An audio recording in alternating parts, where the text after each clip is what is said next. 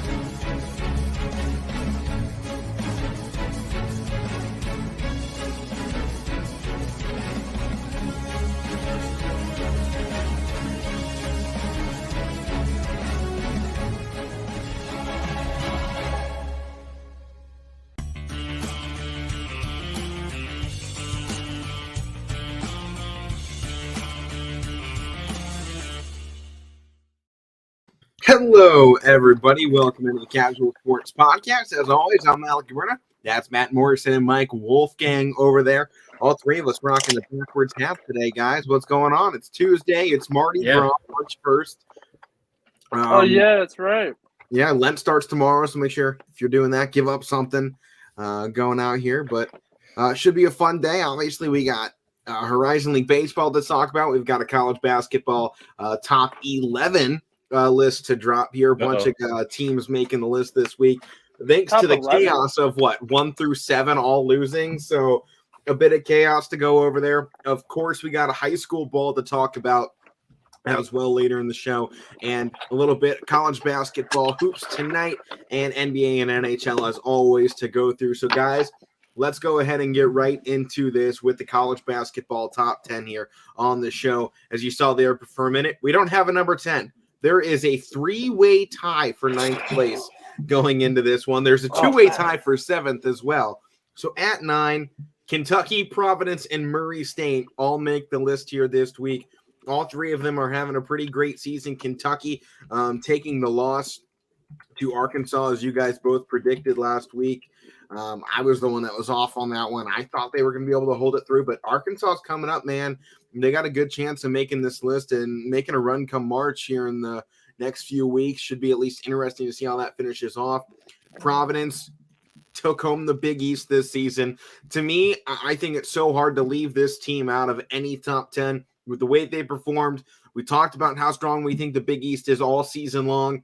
They get this spot. They won their conference regular season. Now they got to take the tournament. Same goes for Murray State. Murray State just finished the season on a 18-game winning streak here. Let me look. Something like that. As we're getting into things here. An 18-game winning streak. They lost just twice on the season. To me, they did what Gonzaga should have, and they dominated their conference. Gonzaga dominated, but they slipped up against St. Mary's. That's going to cost them here later into the list just a little bit. But Murray State and Providence, to me, are two phenomenal teams. Kentucky, it's hard to say that their entire body of work at this point, as we're at the end of the season, we have an entire body of work to see what this team is. It's hard to say they're not one of those top 10 teams, but they are one that didn't make my top 10 list. They hit both of yours at 7. So they're a team that's kind of up in the air, I think, in a lot of people's eyes on what they can really be to finish out the year. They finished 7th in the AP polls on Monday's vote. They got 2 games left on the season against Ole Miss and Florida. Both of those games should be an easier matchup for them. Games they probably take. Florida could pull that upset, though. You never really know. I don't think Ole Miss, though. But Providence, Murray State, Kentucky, guys, give me your thoughts on what these 3 teams have done so far this season, what you thought of them, why you put them where you did. You want me to go? Go, Matt. Your Murray State team's in here. Oh, man. This Racers team has been racing all year. I've been hyped up on them. Is that why you left them out of the top 10 this week? You didn't have them in. The top 10? Yes, you did. You dropped them after everyone in front of them lost. Oh, jeez. Well, did you have them in last week? I don't remember. Matt last week had them in at – No, I didn't have them in. No, not last week. Yeah, he had to take them out. I had to take them out. I was the one that had them at 8. I jumped this team up to number 3 on my bracket because I'm confident with what Murray State can do. Who else dominated like they did? Yeah, I mean, they're Gonzaga. What do we have Gonzaga at? Number 1 for weeks, doing the exact same thing Murray State did. Yeah, that is true. But I mean, Providence has been. I mean, they've been good all year as well. I know what they lost. They're one. I think it was what the top 6 teams that lost. Then Duke was 1 through 7, and 6, they yeah. finally won. I think that's what it was. But I mean, Kentucky was one of those teams too. I mean, it's just bad luck of the draw, I guess. I mean, all these teams losing. That doesn't mean they're all bad, but I mean, it happens, I guess. But they're all still very Providence solid just teams. lost 2 weeks ago at this point to Villanova, Yeah. but they went on a good stretch since then. Butler, Xavier, and Creighton were the 3 teams they've beat since then. They got the rematch against Villanova coming up as well. Yeah, that'll be a fun one. But I mean, I don't know where they're at in the stand in the rankings. Let me see. But yeah, that's another team you got to keep an eye on with all these teams losing. If they can win another game or two to finish in the top 10 is Villanova. Yeah, So- they are 11th right now in the APs. Yeah, but And we're not involved in our poll this week either. I just want to say as we start these rankings and get further into them, Matt, I didn't know where to put all these teams after all of them lost. So mine's going to look weird. Some of it might not even make sense where I put teams at, but I didn't know what to do. So honestly, when Who I was cares? putting this It's all list madness. together, I grabbed all top 10 teams I had last week. I went into ESPN. I was looking through the polls, what teams are on their way up, who's at the top of their conference standings. I put those teams in there, and then I just started grabbing and pulling them and went like, I think this team's done better than this one. This is what's happened. yeah, I completely reshuffled mine this week. give me some of the teams you got in yours. I want to hear it because I know you like to. Oh, yeah, I'm the most I out wanna hear there. it. So at the moment, a team I didn't have in the rankings last week is my number 1 in Baylor. A team I didn't have in my rankings last week is my number 2 at USC. And Murray State is 3. A team I didn't have in my top 10 last week is 4 at Wisconsin. And your former number 1, Gonzaga, I have at 5. I put Duke at 6, Arizona at 7, Auburn at 8. Or pardon me, Auburn's at 9, Providence at 8, and Kansas is at 10. USC putting them up I, there. threw, That's I went through an entire reshuffle. I went, you know what? Screw what my top 10 was last week. Who do I think the top 10 teams are? And this is what I came out with. I took that last 10 and went, you know what? I'm looking at everything here. Give me the big picture. I kind of threw out the way I've been doing things and what have you done these last few weeks. Now I'm kind of looking big picture more. And I like what I've seen out of USC. They're actually going to be up here next. We don't have a two-way split here for 7 between Wisconsin and USC. Pretty much thanks to me, actually. Both of these teams making the list. Mike, you had them down at 9 going into it, which gave them the boost, or else we would have had a 4-way tie for 9th place. Most likely, actually, it would have been 8th at that point. But I like both of these squads right now. Obviously, when you can take first place of what I consider right now most likely the best conference in basketball in the Big Ten, which Wisconsin is doing. We've given praise to Purdue, we've given praise to Illinois, and we've given praise to Michigan State and Ohio State at early points of the season for taking control early of the Big Ten. What now you've seen is Wisconsin has run the gauntlet. They got a big man leading their charge. They have that main player. They have a great team, and they've dominated Big Ten play. To me, they've done it better than Purdue has. To me, Purdue is the most overrated Big Ten team in the country. When they have left home, they are 5-4. They cannot win outside of Purdue, and that is a problem to me. That is why I don't have them in my top 10. They fell out of yours, Mike's, and Matt, you still had them in there, but barely at 8. To me, barely. Purdue has become the most overrated Big Ten team we've had all season long, because every time you depend on them to win a game, they go on the road and they lose. So Wisconsin, to me, 11-3 at home, 9-2 on the road, 4-game win streak, 14-4 in conference play, 23-5 overall, 1 game less of what Purdue has done. So to me, Wisconsin, similar entire body of work, but then when you go look at the specifics, you see, oh, well, this team can actually win when you put them in a tough environment, and that's the most important thing come March. You're not playing at home. Purdue can't win if they aren't at home. So to me, Wisconsin, they've taken over that slot for the Big Ten inside of this top 10, in my own personal opinion. I mean, I think there's still a place for teams like Purdue, Illinois, Ohio State, Iowa, and Michigan State, but that goes 10-25 for me. These are all great teams, but Wisconsin, they're the cream of the crop, man. They're the top of this right now for me. I don't think I can put anybody else over Wisconsin at this point out of the Big Ten. They're good. Yeah, I agree. In the last The couple only They're times, top problem of the for Big. Wisconsin and the Big Ten outside of conference play, none of these teams really put together hard conference schedules, which is why you still see the highest rated Big Ten team, despite it being probably the best conference at 7 here, instead of farther up where you see a team like Arizona, who's in a weak Pac-12, who really has just been able to ride through. But they've had some nice games in there, and not to mention their scoring has been off the charts this season as well. yeah, in Wisconsin, I just looked at their schedule. I think they have 4, maybe 5, if I'm missing one, top 25 wins. They beat other teams like we talked about, Matt. They beat your Rutgers team once. They beat Northwestern, who's not terrible, but they beat Iowa, another team that's not ranked, but another team that strengthens the Big Ten. So their team, Wisconsin's team I've had in my top 10. I don't know if I had them in last week, but I've had them in a couple times before. They're definitely they're number 1 in the Big Ten right now. They've been playing better basketball than Purdue.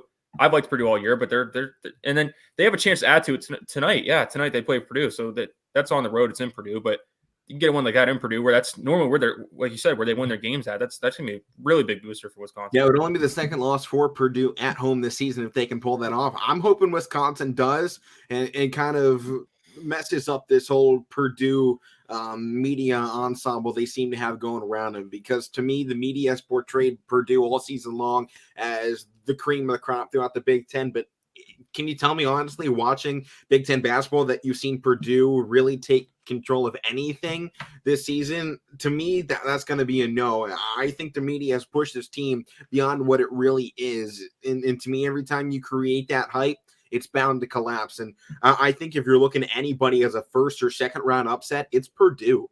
Yeah. I've said it all season long. I don't like what Purdue has this season. I think they're a good team. I don't think they got that killer mentality when you need to win that they can win. I've said that all year. I like this team. I've liked them especially at the beginning of the year, but they haven't given me a reason to stay with them. There's some of these Big Ten teams that I think are on top of the world. I mean, Wisconsin is definitely there, but I think there's these other Big Ten teams are just I think they're beaten down to their knees because of the Big Ten, and that's like 50-50 there. Either you're going to get teams that are like, wow, we love this play. We love the tough competition. Wisconsin is definitely one of those. Purdue is not. Wisconsin has always been one of those. They have always been able to run through the gauntlet, no matter who they have on their team. This is a constantly top 25 team in the nation. I mean, this is just a school you expect come March to make a statement.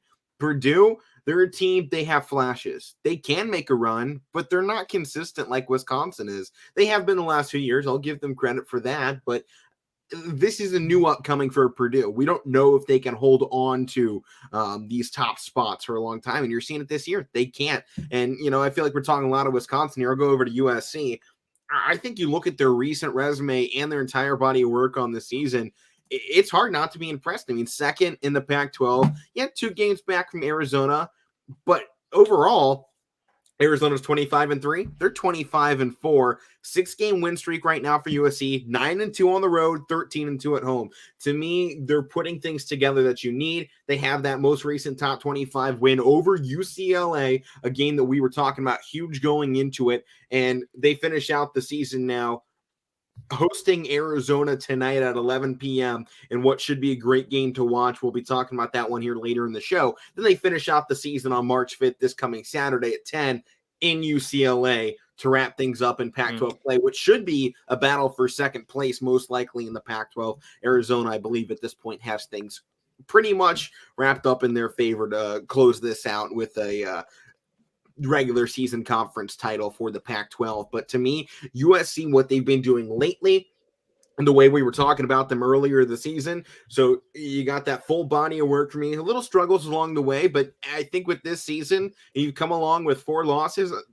After everything we've seen so far, a 4-loss season sounds pretty good. When we were talking, oh yeah, it seems everybody is at a 4 or 5, 6-loss season, and we're still talking about them as some of the top teams in the nation. So for me, USC is still up there. I'm holding them at a similar status I do Wisconsin and even Baylor and Murray State. This is a team right now that they have fought through adversity all season long, and we kind of forgot about them for the middle part of this year. and they've come right back strong with a vengeance to really kind of capture some momentum to potentially take into their postseason tournament as well. I mean, if they can finish things off with wins against Arizona and UCLA, which would be back-to-back wins against their rival UCLA, take that into the Pac-12 Conference Championship, I think that's a dangerous team, man. They got some great talents, and, great talents on the biggest stage. Matt, you got to see it with me these last few weeks with high school basketball. When your best talent is on the biggest stage, there's nothing better. You can't be beat. And we're going to keep seeing them, man. We're going to keep seeing them. I'm hyped up about this team. I mean, we'll get to some more high school basketball too later. Yeah. I'll go into that later. But, I mean, the main reason that I'm hyped up is because of you. I mean, you hyped me up about this Liberty team all year. I'm like, oh, all right. And I'm like, if I get a chance to call them, I'm like, heck yeah. So, well, let's go ahead and move on here then. We've already talked 5 teams. We're only 2 positions in. Luckily, everybody else has solidified their own spot at number 6, the Duke Blue Devils. To me, I haven't been overly impressed with the ACC this season, but I think because of the prestige this conference holds, they have a lot of hot recruits over there, a lot of top 5 prospects. I think the team that comes out of the ACC is going to be a very strong team. At the moment, this is the team that looks poised to do it. They've been good at home, good on the road, 4 losses throughout the entire year. Just one of those came out of conference. So I think this is a team that's definitely starting to show you some life throughout this season, especially the way they finish things off. They've really started pulling away from opponents a little bit more. They took a huge win against Syracuse just last night, a 25-point win against a team that's 15-15 on the season. I will take that from them. I'm not overly impressed with them. And I've said it a lot. I feel like we're giving this team a lot of, forgive and forget type of mentality. But I think when you look at what they've done now in the last 12, 15 games, I think I'm willing to give that forgiveness and put them back up here in the top 10, because we know this team is full of talent. And come March, this is a team that's going to make a statement. Whether they finish as a 1, 2, 3, or 4 seed, and they're probably going to be one of those with the way this team can play. They got Pitt and UNC coming up. I think the average the average ticket price for that game against UNC to finish out the season's already over $1,000. So it will definitely be a great one. Obviously, the swan song of Coach K and Duke as well. Yeah, I mean, I agree with you. They're not like eye-opening, flashy, Duke that we've seen in the past. But talent-wise, they are with all the guys they have. But I think I still take them to beat Purdue, though. I'd take Duke. I probably would too, but I feel like Duke's on a slightly higher level. But as far as the eye test, talent-wise, they have a lot better talent. But eye test, the way the last few weeks Duke's played, they've beaten teams that they're supposed to beat. We talk about it all the time. Over the course of the year, especially this time of year, beat the teams you're supposed to beat. They've done that. I'll give them credit for that. It's not impressive. ACC is not impressive. But 25-4, I'll give them credit for that. But I don't know. I feel like I'd still have an edge over Purdue, Purdue might have an edge over them, but I don't know. Well, you didn't have Purdue in your top 10, so clearly you think there's something better going on with Duke right now. Well, I got to penalize them, Purdue, for sure. All right, well, let's move on here to another team in control of their own destiny at this point, the 23-5 Kansas Jayhawks, leaders right now of the Big 12. To me, I gave Baylor that edge again. They're a team we were talking about early on as a top team. They held that number 1 spot in our rankings for 5 consecutive weeks, the strongest out of anybody in the conference. Kansas, they've been holding on to this 1 spot in the Big 12, though, since you saw Baylor slip up in conference play.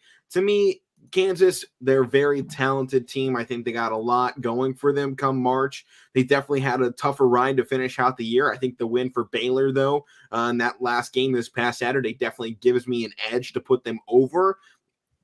I think you've seen Kansas kind of slip up, though. They're getting tired, I feel, coming down these last few weeks. I mean, in the short month alone, they lost twice to ranked Texas or ranked Baylor.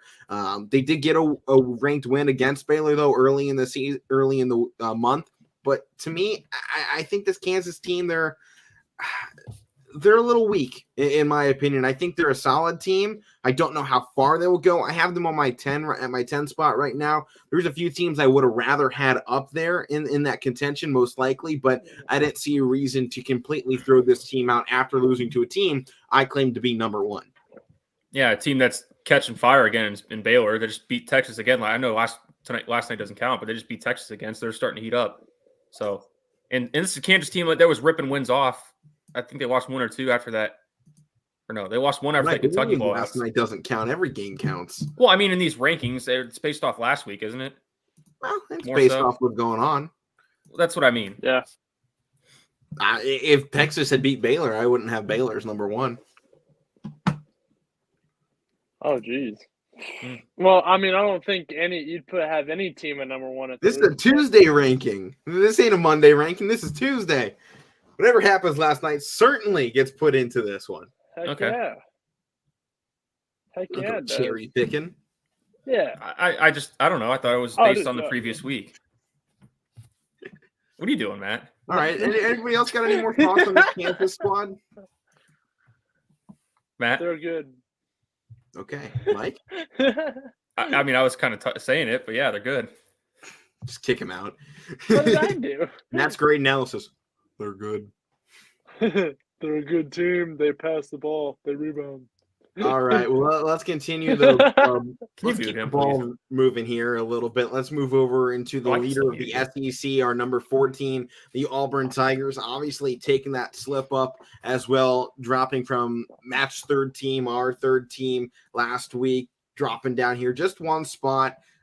Baylor got the jump on pretty much all these teams, though, with the recent performances. They all shot up our rankings individually. I mean, they were second place in each of yours, first place in mine. So from a team that wasn't in the top 10 last week in any of our rankings to being number one, or potentially number one over Gonzaga, and I'll say it right now, number one's Baylor. We've kind of already said that.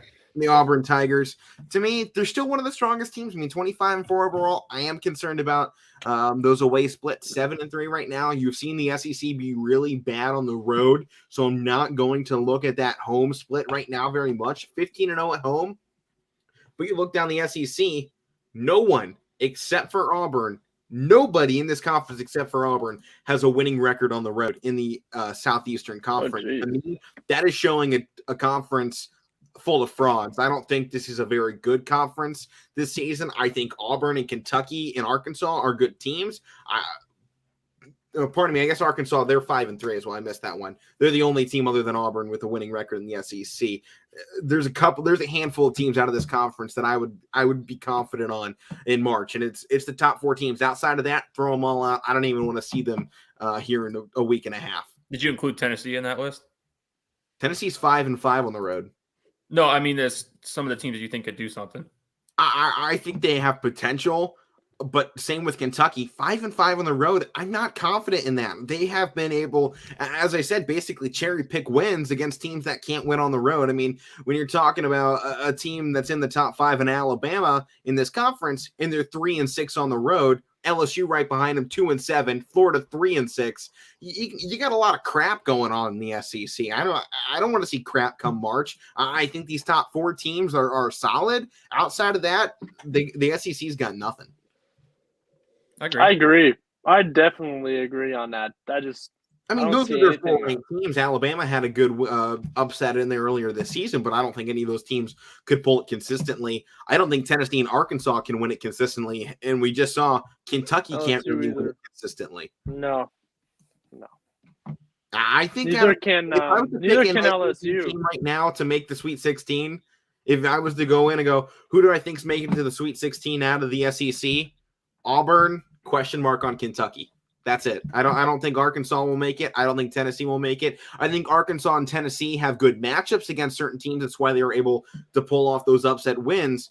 I don't think they can put it together consistently because they haven't shown us that all season long, especially on the road. That's my biggest problem with the SEC. These are neutral site games. You don't get to play at your home stadium in March. So to me, you got to have to throw that out the window. You got to throw the home out, and you got to see what these teams do on the road. And the SEC's got nothing to impress me in that department. Mm-hmm. Mm-hmm.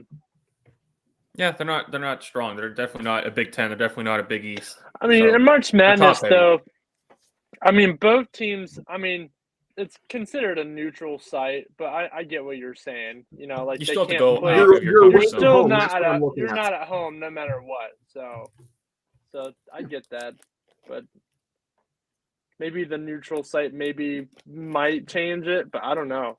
you gotta look at the road, and they're not good on the road. So I mean, how are you supposed to be good on a neutral site?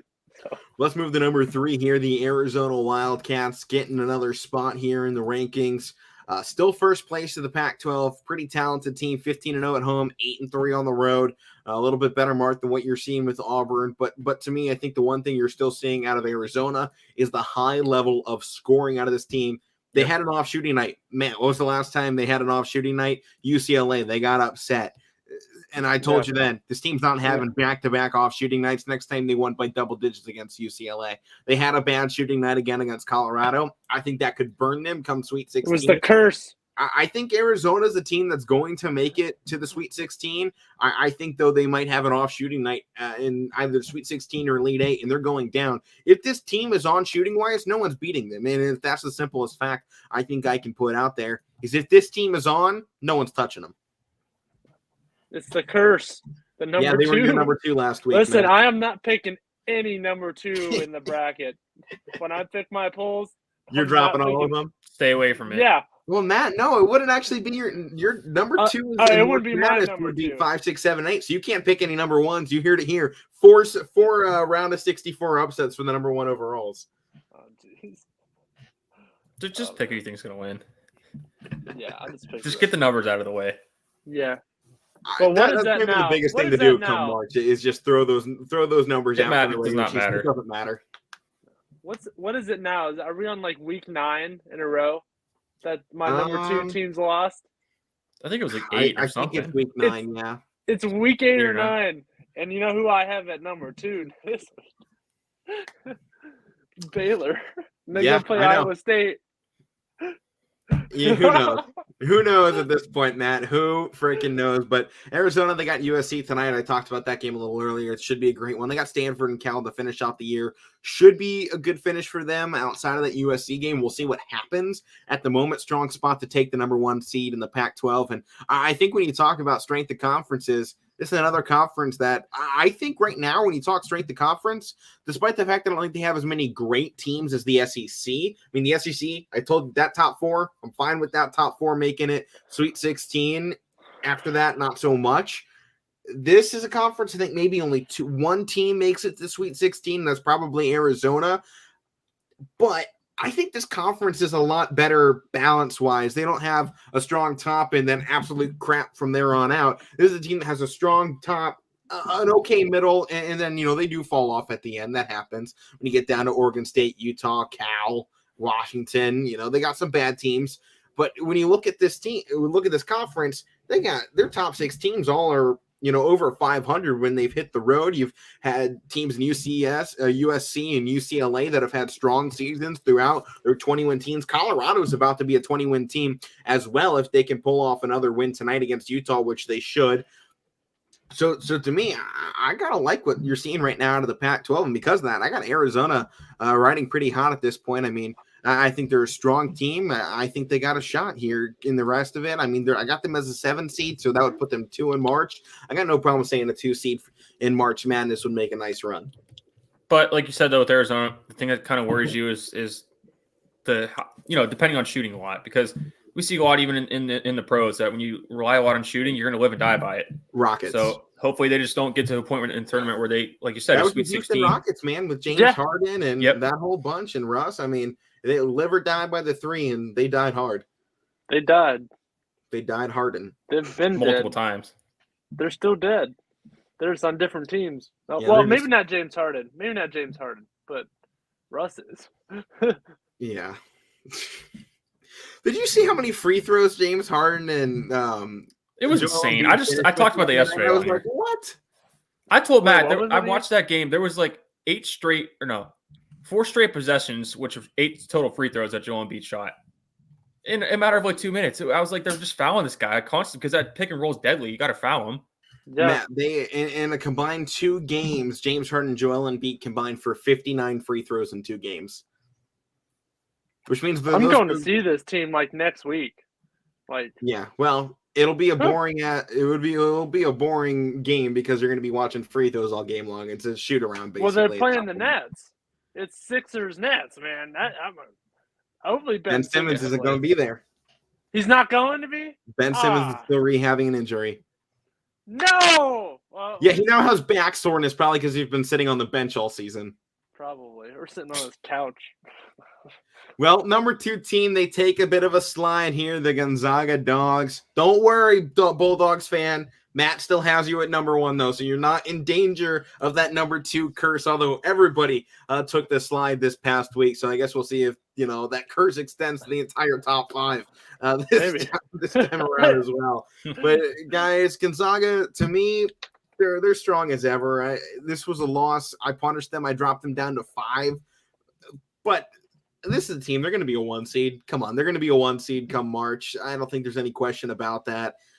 In this next 12 days is what tournament draw here, probably only in like 9 or 10 days. So we're gonna see what this committee thinks of Gonzaga. I think St. Mary's was bound to get a win. I didn't think it was actually going to happen, but I mean, you felt it when you had a top 25 team in St. Mary's, and especially the way they got handled the first time around by this Gonzaga team. I think Gonzaga probably let off the gas a little bit, and they realized 74-58 last time. This is going to be an easy game this time. They were just kind of riding through the rest of the season. And St. Mary's, I think, just did the most dangerous thing ever. They just lit a fire into Gonzaga at the end of the year. Yeah, Gonzaga, and the Elite Eight confirmed. The St. Mary's teams definitely definitely have a top 25 resume, and they're definitely a resume of a tournament team. I said that before this game even happened. Yeah. Gonzaga came into this game thinking, all right, easy win. No way. I don't know if they thought that though. It's just St. Mary's is good, and they're good at home. They fed off the crowd there. I watched the end of that game. It was pretty electric there. Oh, I'm sure. Yep. All right. Well, the number 1 team in the country, as we've talked about, back on top now for the 6th week in total. That is tied for first place in our rankings throughout the season. As we pretty much wrap up the regular season, this is your, at the moment, regular season champion goes to Baylor with, this final week to go. I guess we'll find out what happens after that. But, I mean, you can pretty much crown Baylor and Gonzaga the 2 best teams of the season. They were the 2 best last year. This is what you expected. I mean, both teams returned a ton of guys from that last season. I mean, I know they both took losses, important losses, but the fact that we have a number 1, number 2 teams that were both fighting for the title last year in Baylor and Gonzaga, I think this story is writing itself in front of our eyes. I love Baylor right now. Once again, I think they're a very strong team. I know there was points in the season where I just went, I'm done with this team. They can't seem to find ways to win. I think they're getting back in there. I'm not 100% confident with what they can do, but I think with the way you just saw everybody fall down around them and then them shoot right back up here, I think it was just a matter of time before they figured out what was going on. And if this team comes out on top of the Big 12 tournament over Kansas, I think this will be your top team going into March. If this team wins the Big 12, I probably have Baylor as one of your championship teams. I mean, they struggled against Texas Tech, but I mean, we always talk about show me something. They beat Texas twice and they just beat Kansas again. So yeah, and you know what? One of the biggest things to me, 8-3 on the road. That's what I'm looking at here. I mean, you're looking at a conference in the Big 12 that wasn't great on the road. I'm throwing out those home stats: 14-2, 18-0 for Texas Tech at home. That's the one stat you're not throwing out, because when you go undefeated with nearly 20-year wins coming at home, I'm going to keep that stat in there. I don't like Texas Tech 3-6 on the road. That's not going to get it done come March. I don't think that'll get it done come Big 12 tournament. I got a feeling you're going to see Texas and Texas Tech take some early exits. And if it's not Baylor, Kansas in the Big 12 championship, I don't know what else it should be, because to me, those are your 2 top teams. But there's probably some brackets out there or some top 10s out there that have Kansas and Baylor as your number 1 and number 2 teams. And I don't think that's very hard to dispute as well. I think that's a very easy possibility to have at this point in the season with what they've both shown you. Yeah, you can't really disagree with it. We can't disagree with that. Kansas and Baylor, maybe a Kentucky, but they've slipped off a little bit. SEC, Matt. Oh, my bad.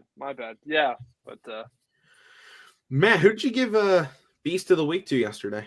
Yesterday, Mark Freeman for the Pittsburgh Penguins. Did you see that save though? Unbelievable. Right there on the line. I was curious because there were some big moments this last week.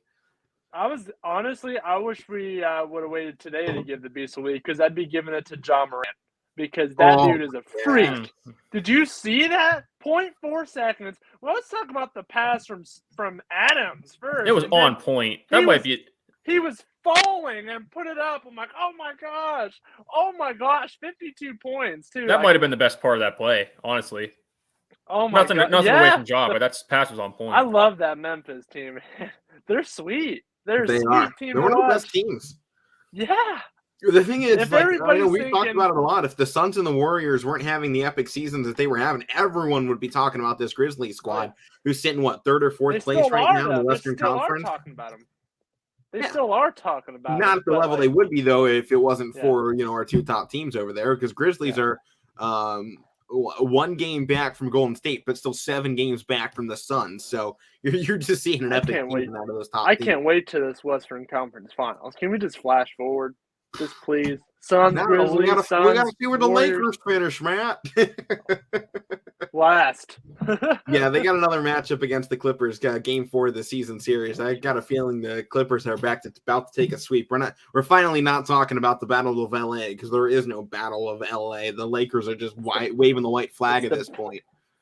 It's the bottom battle. Okay, man, Clippers are still strong, but this isn't time to talk about that. Let's go into high school basketball tonight. Matt, I'll give you the stage first. I know you've been very excited about what you got going on tonight. I got a great one over on my end as well, so I'll get my stuff ready for that. Matt, you go ahead, hit him with what you got here tonight. All right, man. Badger Braves. I talked about this yesterday, but I don't want to jump myself here. But so 19. We're gonna go all the way back. We're gonna go 40 years. So bear with me.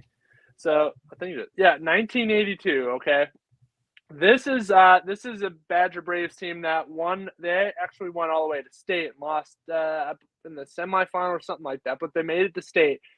A player on that team, was not Dale Blaney. Yet he was on that team. But the player I'm talking about is Bill Bogan. So this guy, 20 years later, in 2002.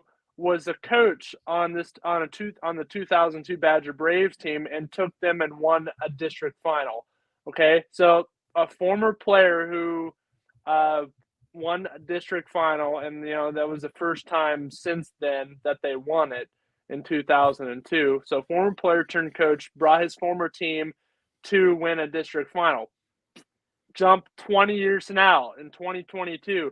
Josh Upshire was on that 2002 district final team. Now he's coaching this team this year. So can we see a repeat here? Can we keep this cycle going? Then 20 years from now, we see a player that was on this team coaching. Let's just see that. I really want to see that happen. But last time Badger Matt, who would be the kid from this team that'd be the next head coach? I don't know. I mean, Jack Lindak. I mean, his dad was a coach, so I don't know. That's the one that's jumping to mind. Jack Brad Lindak, Hamilton, the next district final champion head coach for the Kinsman Badgers. Yeah, we'll see the Badger Braves. But so I mean, they have a talented team. They do. They didn't have Carter Burnett this whole year, and he finally came back, and he came back with a splash. And I think he's totally 100% now, even though he's still wearing that brace as a precaution. His free throw shooting is here and there, but man, he's a great rim protector, and he can still throw these dunks down. And then you also have Jack Lindak, who actually just passed his dad on the Badger all-time scoring list.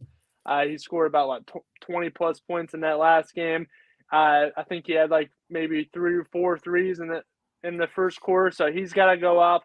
Hamilton has to go off. Hamilton can do some outside shoot, but he's really good at driving into the paint and dishing that ball out to other guys like Keith Stanhope and also Jaden Richards, who Richards really jumped on the stage in this last game. 13 points. There's a very pivotal point where Badgers kind of falling out into the game. They were kind of falling behind a little bit, and he hit a huge three, and he took the foul and hit the free throw too, and then that brought them within 5 points, and they just went on from there. The whole team was hyped. It's a different team that I've seen all year. They're in the playoffs, and they're putting everything out there, everything. Their defense is, way better than I have seen it. Maybe some things that they can work on. Maybe their full court press defense that they need to work on just a little bit. But other than that, the hustle of Jack Lindak, I could give him Beast of the Week every week. and probably get away with it. The guy has been on his horse every game. He's been spot on every game. So it's going to be something here tonight. St. Thomas Aquinas, they're about the same type of team as Badger, that team that finished around that 500 mark at the end of the season. So it should be a great game to watch. Being Struthers, watch it. Winner takes on the number 2 seed Louisville Rockets, and they're That'll be a pretty big darn game. good team. Yeah, they're a pretty darn good team. So we'll just have to see. Badger's a 9 seed. So yeah, man. I mean, it really feels Cinderella's like both Aquinas and your Badger Braves are kind of both running this Cinderella story. I mean, Badger team not supposed to be at this point of the season. I mean, 5-18 last year. They lose in the first round of the playoffs to Wellsville, 64-27 last season. I mean, coming in this year, the way they have, just making this splash. I mean, they got guys that are stepping up. I mean, Lendak's coming off a season. He averaged 15. Hamilton averaged 13. And now this year, you got Lendak going all the way up, nearing 22 points per game. I think the way you're seeing this team come together late in the season, I think that's a culmination of hard work throughout the year. They had their ups and downs. Obviously, I think the not having Lendak there for a huge portion of the season is why their ranking was so low. As you mentioned, Burnett out there for a huge part of the season is a reason why this team probably didn't finish as good as they are, and why you're seeing them step up here in the playoffs. They got that full team back. They got that energy. You love to see at this point of the season that these guys just banding together and making that amazing. Nice run. I mean, it should be a fantastic one. Now, over on my side of things, I got what might be one of the most fun games I've had the chance to call here at YSN. It's actually the 2 boys squads that I've been able to cover all season long, the Cardinal Mooney Cardinals and the Liberty Leopards boys basketball this time out. They're going against one another, head-to-head matchup in the district semifinals. Cardinal Mooney, 2021 district finals champion. On the other side of this, for Liberty, it's been a while since they've been able to go in and claim one of these district finals or district semifinals. The last time this team even made it to districts was 2004, in which they won the district championship. They made it to the district semifinal in 2005. Since then, this team was cursed by sectional semifinals and finals. They got over that hump. They made it here into this part of the playoffs, and they're led by head coach Levon Lamb, 33-31 throughout his 3 seasons here. But this team's on their way up. 3rd place finish in the MVAC this year. One of their best seasons in recent memories, because they were up there in the top 50 throughout the year in Division III. They finished at 35, 231st in the state of Ohio. The last time this team was even that kind of good, we're talking about the squads from the 80s and 90s. They were AP number 1 in the 87-88 season and the 88-89 season. But since 2008, 2009, their highest ranking in the division was 78. So this is one of the biggest games that you've been able to see for this Leopard squad. On the other side of it, Cardinal Mooney, this is exactly where they expect to be. This is where they have always been. When you talk about best teams in the state, Mooney is always in that conversation. They have one of the most prestigious basketball programs, prestigious football program. This is just one of those teams that you have to look at every single season and go, I don't care what their regular season record is. What are they doing in the postseason? That's just another story of what it's been so far. Because throughout the regular season, as the guy broadcasting it, there was a lot of times I questioned how good this team was, because there were a lot of games where you just look at the way they shot the ball, and they were flat out terrible in some games. And you've gone here into the postseason, and it's been a completely different story for them. I mean, they're scoring season's highs in points. They have big men like Rocco Turner stepping up with Mick Hergen, rather. Rocco Turner named to the YSN All-Star game as well this past week. Great to see that. That's on March 26th later in the year, along with Demi Watson from YSN. Matt, I think you got somebody up there as well. Jack Lendak is also on this team as well. And actually, I'll talk to you more about it after the show, but we have a chance to actually call that game. So all right, let's talk about that. Love to see that one. That'd be fun. But, back to this game here, a chance to go to the district final to take on the number 1 seed Springfield. At the moment, I mean, both of these teams, pretty much, everyone wants to make it sound like they're punching their ticket to lose to Springfield. That's a very talented squad. up there on the far side of this bracket, and it might end up that way, but I don't think either one of these teams are going to be looking at this matchup tonight and saying, we're here to lose in the next round. Both of these teams are going to come out swinging. It's down in Salem tonight on ysnlive.com. Last night, Springfield punched their ticket to this district final game. Whoever the winner of this one will take on them. So it definitely should be an interesting matchup tonight. I can't wait to see it. And it's going to just be a lot of fun being able to see the two teams I've seen all season long collision course, first matchup of the season in the district semifinals. Huge moment for me. YSN, both of these schools definitely got a big shot at some history here tonight. Cool. Oh, yeah. That'd be sweet to see the boys and the girls win districts for Liberty. That'd be something. Hey man, I called it a basketball renaissance over there in Liberty, and it's got a chance. It's got a chance, man. Oh yeah.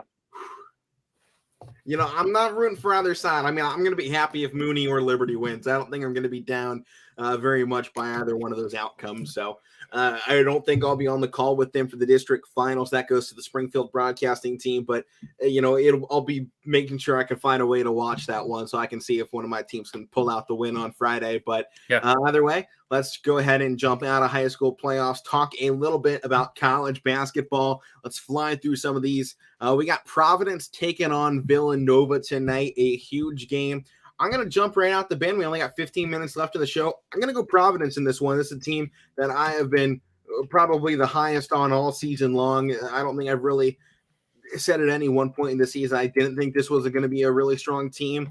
I loved Providence all year. I think they got one of the best chances to make that Sweet 16 run, especially in the Big East. I think they got the big chance to be that late season team that you're talking about. I think I'm actually going to jump ship and go with Providence here. I like Villanova. You guys know that, but they beat them the last time, and it's hard to beat a team twice in one season. Like we all keep talking about, especially a team that's good as Providence. And I mean, Villanova's got the benefit of having this one at home, so maybe they can get something going. But Providence is playing really good right now. Yeah, and you know, this time of season, you got to find ways to win on the road. That's just the biggest part of March. March 1st, expect some chaos, but at the same time, Providence, they lost just once on the road. Yeah. I'm going Providence here as well. I think they're one of the top tier teams. It was just a bad week last week. You know, it's going to happen sooner or later. So I got to roll with Providence on this one. Why are you saying it was a bad week last week? Well, didn't they all lose last week? Didn't they Providence lose won both theirs. No, Providence won. Well, never mind. Yeah. It wasn't a bad week. Not for Providence, at least. It was a bad week for a few other teams, that's for sure. Yeah. Next one up here. Purdue versus Wisconsin, battle for first place of the Big Ten regular season title. Most likely on the line. I think there's still an opening for Illinois right now, but it definitely feels like these two teams are going to be fighting for the top spot tonight. You know I got to give this one to Wisconsin. I was just hyping them up, and I've really kind of been crapping on Purdue for a while now on the show, so I think if I was to pick Purdue, people would have a lot of questions for me at this point if I'm talking all this smack on them, and I still pick them. Yeah, I'm going Wisconsin here as well. I think Purdue's falling off. I was crapping on them earlier too, so it wouldn't really make sense for me to pick them. So I'm going Wisconsin as well. Mike, you staying with the favorites here in Purdue? I don't know. I mean, they are the favorites, but I don't really think they should be. But yeah, I'll stay with them one more time. Why not? Makes sense, but it's on the road. Wisconsin gets the host tonight at 9 p.m. And I already talked about earlier what this Purdue team does on the road. It's a whole lot of nothing. So I guess we'll find out tonight if they can change that up. The other one, USC versus Arizona. We were talking about this a little bit ago. If there's any game that's got me about as coin flipped as any, it is this one. I like USC. I like Arizona. Both of these squads play great. Arizona, I think I'm going to pick them in this game. Despite the fact they're low in my rankings, I never really take the lower seeded team if I have them, but I was sort of due to Arizona's loss this past week against Colorado. I think when you look at these squads, you have to give a little bit of a benefit of the doubt to Arizona. They're not having back-to-back bad shooting nights, so I got the Wildcats. Yeah, I'm going to go Arizona here as well, but I say it's going to be a close game. I say Trojans keep it within maybe 5, 6. Something like that. I agree with you. I mean, they could have another bad shooting night, Alek, but a team like them that's been scoring all year, shooting the way they have been, playing the way they have been, I don't expect that to happen. So I think they can get it going again tonight on the road. All right, well, let's rapid fire pick here for the NBA. We still got one segment left after this one. We got a big matchup tonight. The Golden State Warriors taking on the Minnesota Timberwolves. I think you've seen the Warriors slip a little bit here, but I'm going to give them the benefit of the doubt here. They have been phenomenal this season, so I got GSW taking it. I'm going Timberwolves, man. They really lit up the Cavs last night. The Cavs stuck with them, but, man, that team they have there is something else. I like D'Angelo Russell, of course, Karl Anthony Towns, and, what's his – oh, man, the big guy, number one. Anthony Edwards, that dude's going to be something. Mm-hmm. He is something. He already is. He is something now, but he's going to be the top – one of the top guys here, like, within a 6-year span. Unbelievable play from him.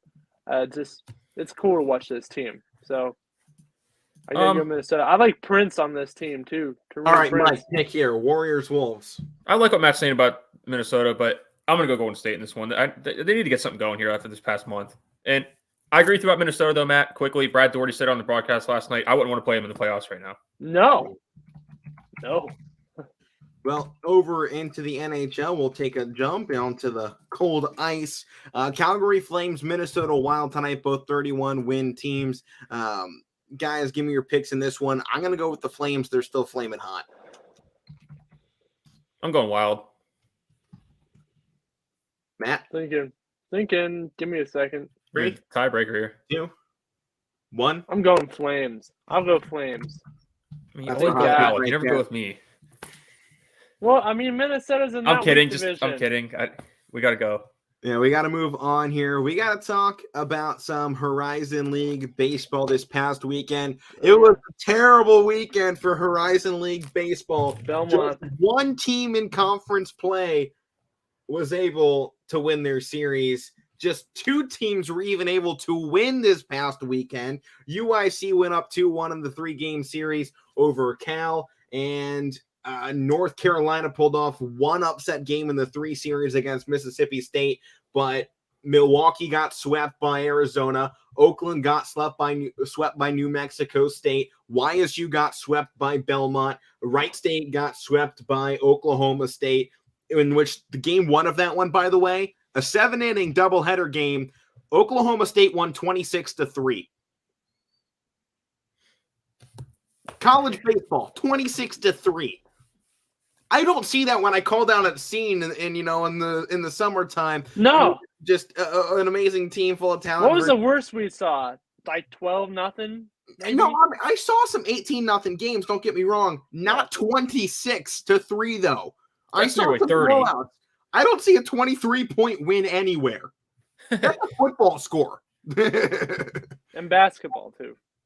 That's a perfect run in basketball, going 26-3 run. That'd be epic. In baseball, they sent Wright State to 0-5 on the season after that one. Jeez. And how about Purdue Fort Wayne? They lost to California Baptist, got swept in that series as well, 0-4. Fort Wayne now drops to 0-8. UIC is now the number 1 team in conference play at 3-3. Wright State is 0-5. YSU is 2-5. North Carolina is 1-5. Oakland is 2-4, and Milwaukee is 3-4. And tonight, North Carolina's got a big one going up against Butler. A desperation mode win for them tonight is what's needed. Butler's got some good baseball programs. Everyone knows it's Butler. They got a lot of money to throw around out there. Northern Kentucky needs to find a way to win that game.